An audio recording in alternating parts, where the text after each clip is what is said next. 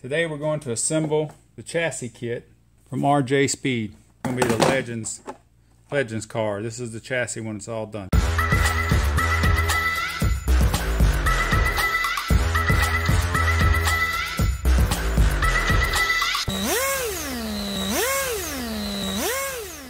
They got several different bodies that can go on. It actually shows here on the pack all your different bodies that you can choose. This is what it looks like when it's done from the way I put my electronics in the servo, motor, whatever. I run the breakout class. They do have a pro class in some places. So let's get started. So here's the box. Let's get everything out of here. This is your little small piece of kit. Your axle kit looks like. Some bushings. And your chassis kit. Not much to it. Very simple, straightforward chassis. Tells you everything pretty much in the instructions, but we're going to go a little step further and show you some things you're going to run into in the process. Because of that, well, we're going to throw that out. First thing we want to do is get our chassis together.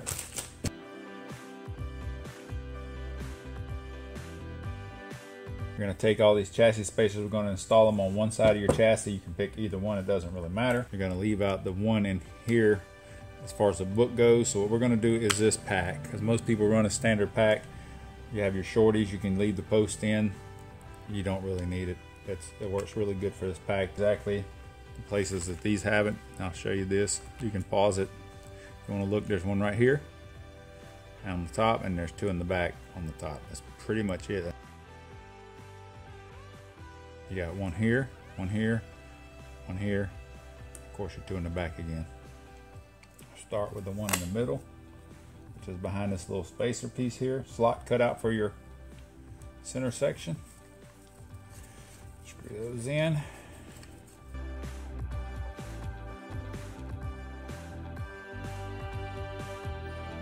Make sure they spin freely, but they're not just loose. That's where you're going to install that one. The one in the front, these two here, you're going to actually tighten up.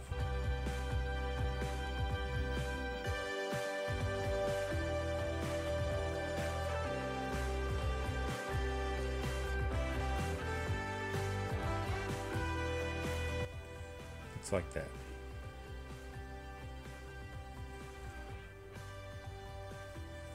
So take this part. Put it in there like that. You're going to take this, you're going to slide it in here. Yes, it's very tight.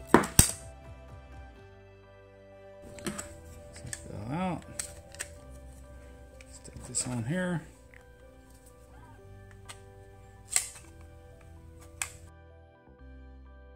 Put all your screws in.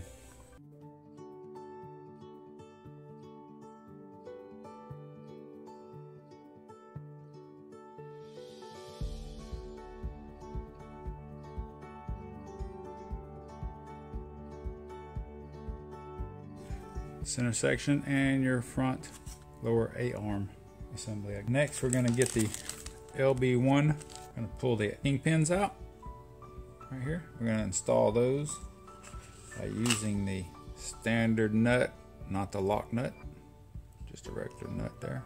I'm going to screw these all the way up to start. They're going to go into the holes right here in the end. I'm going to take a lock nut and put it on the bottom.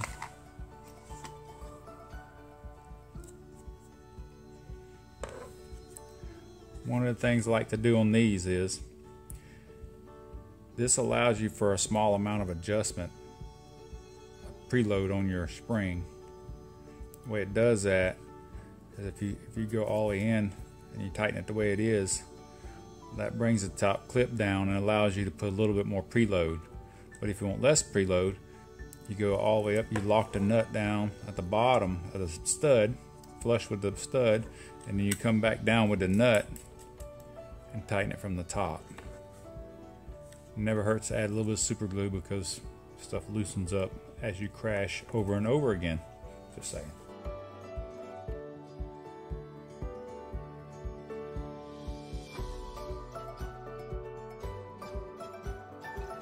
Here's a little trick for your steering block. You take the splined axle, put it into a drill,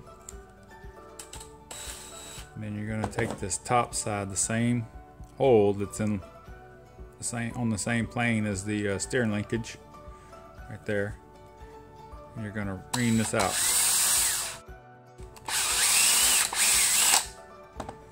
What that's going to do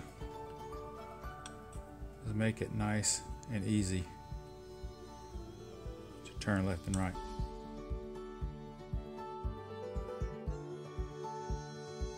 Gonna take your little E-clip, put it on the end of the shaft, like that, where the spline is. Gonna stick that in from this side, right here.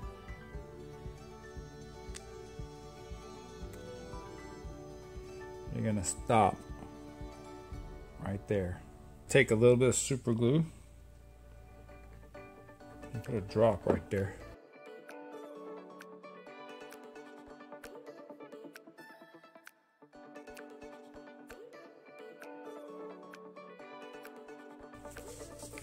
Gonna do the same thing for the other side.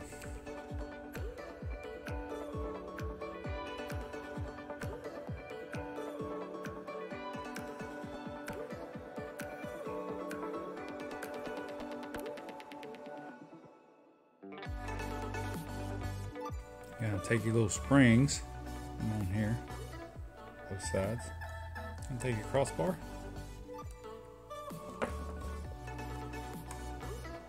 And you're going to push on one side at a time, because if you're not careful, your springs will fly off. Put your washer on.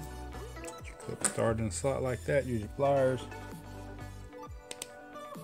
Snap it on like that. That's what it looks like when you're done. Another trick is add the washer, add more preload, leave the washer off, take away preload.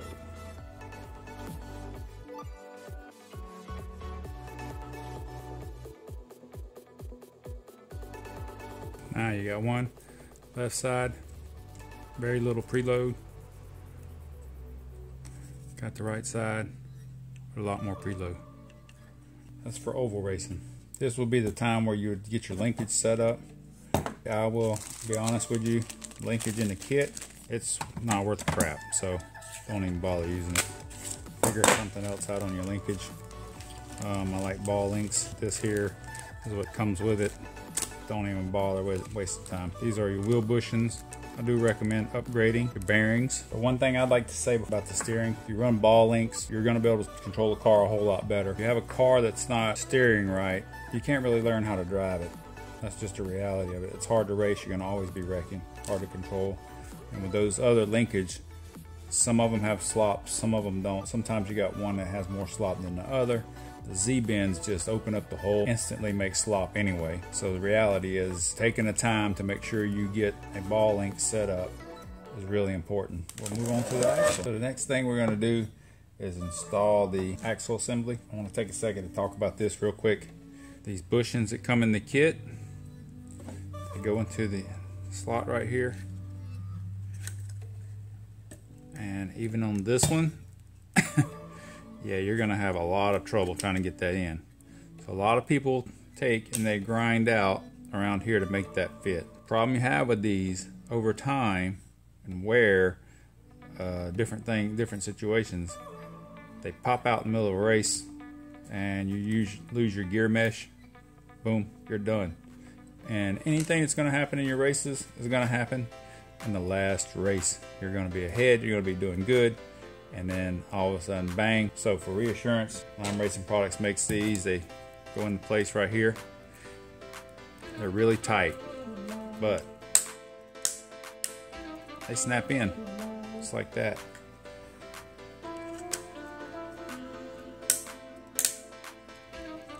Snap both sides in.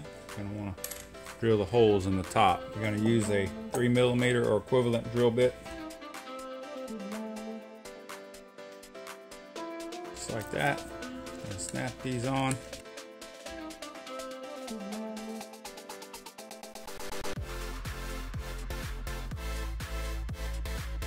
Screws right in. Sometimes they'll be so closely tight fit that when you do this, it'll actually pull them in. If you have a problem with it, you can still pull them in. Just make sure they're square when you put them in. Look like that when you're done. work on the axle assembly. You're gonna need a little bit of your whatever preferred grease you want. I use the PP Moly grease, high pressure grease. On your book, it has the assembly and the drawing. It doesn't show you in the actual instructions. It just tells you some tips on basically greasing it and things like that, or lubing it.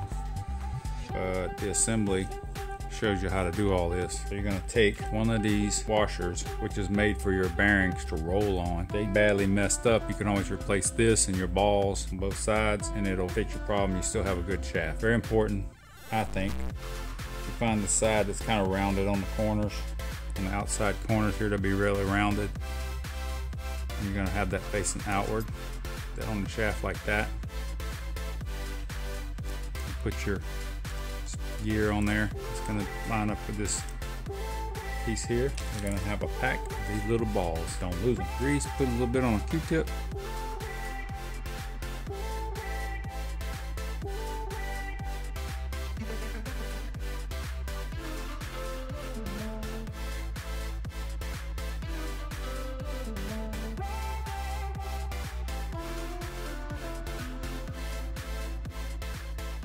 Now if that's done, you take your other washer, same one, for the rounded edge, face it towards the balls, just like that. You're going to take your other piece, just like this.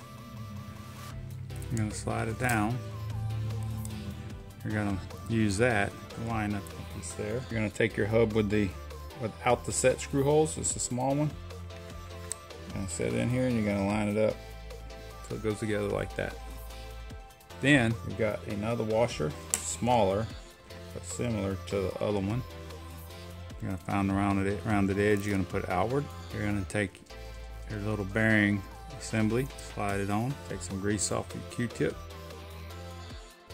Put it on there like that. You're going to take your secondary washer, rounded edge facing down. Next, you're going to put on your spring washer.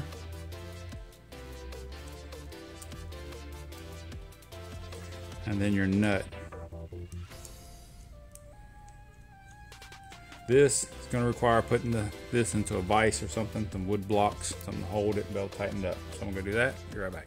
That's going to take a 7/16. Alright, so now you're going to tighten this up to where it just stops and that's it. And then you're going to wipe off any excess grease you can, because that will attract dirt, tire compound, whatever. So that is your assembly. Now you're going to put a bushing here or bearing, put your bushing on it. You have to regularly oil these. If you get the bearings, you don't have to oil them, but these are a little tougher.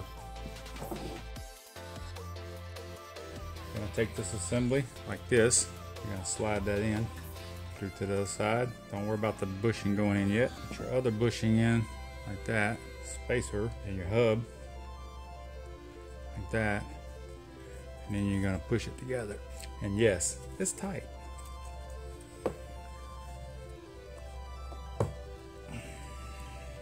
These bearing holders are really tight. That's what makes them really great.